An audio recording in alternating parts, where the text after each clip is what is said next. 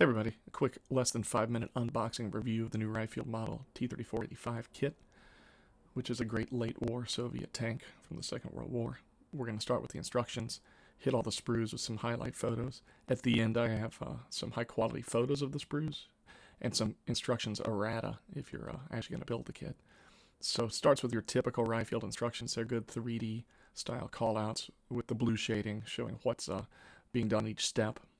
Standard procedure, you're starting with the running gear, Lincoln lead tracks, moving on to the hull, and then finishing with the turret. There are a few optional parts. Most aren't even called out in the instructions.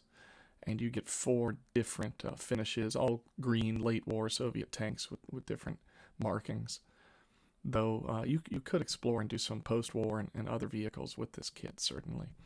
The hull that comes with it is a bathtub style hull with pretty good detail, which I'll show you first.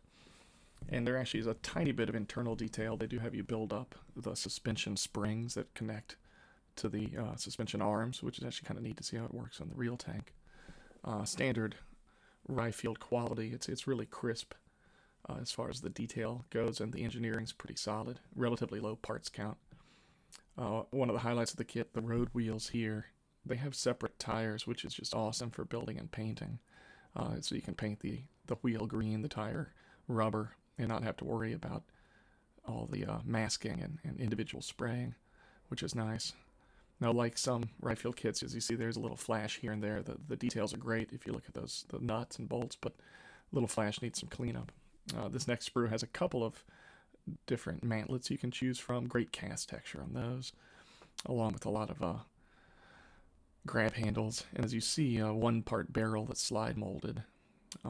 They use some nice slide molding in this kit for a couple different parts that I'll show you.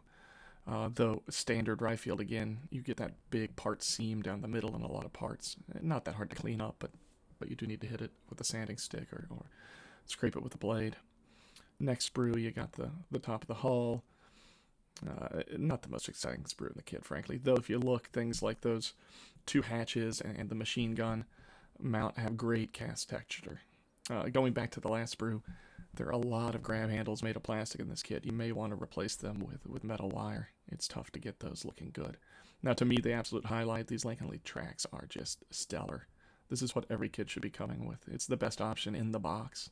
And these are molded with great detail and also great sag and very little cleanup required. Basically, the surfaces that'll be shown are gorgeous. The sprue also has some more of the road wheels, and you see more slide molding. These fuel tanks for the back of the vehicle come in one part. I mean, that's so much better than being in 2 halves and trying to clean that up and glue it nicely. Little zoomed in view of the tracks, and you can see they actually have casting marks individually in each track. The turret is another pretty good highlight of the kit because of the texture. I just built Rye Field's Firefly Sherman, which had amazing texture, and same thing on this. It's just beautiful casting texture that's really going to pop when you weather it and paint it.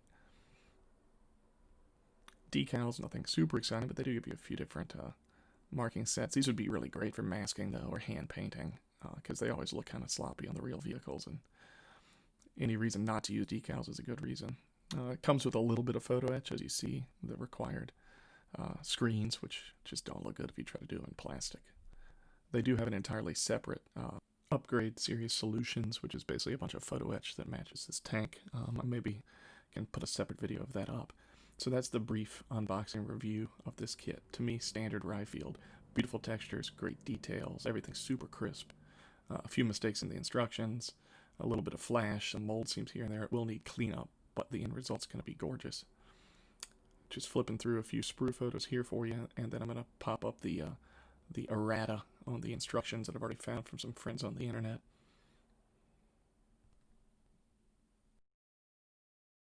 So here you just need to flip the 2 fuel tank mounting brackets, which were mislabeled.